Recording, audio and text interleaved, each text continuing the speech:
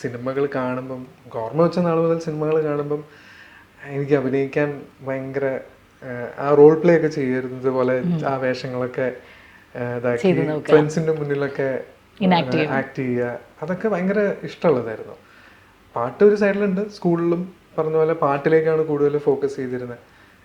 പക്ഷെ പിന്നീട് കോളേജൊക്കെ ആയപ്പോഴത്തേക്കും മനസ്സിലായി നമുക്ക് എന്താണ്. അല്ല, കോളേജ് എത്തുമ്പോൾ നമ്മൾ ഞാൻ എഞ്ചിനീയറിംഗ് ആയിരുന്നു.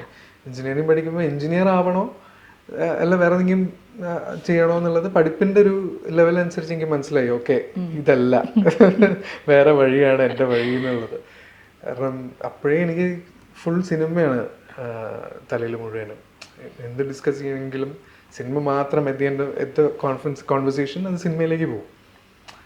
അപ്പം അതായിരുന്നു എനിക്ക് തോന്നുന്നു ഡിസിഷൻ മേക്കിങ്ങിന്റെ ഒരു വഴി എന്നുള്ളത്.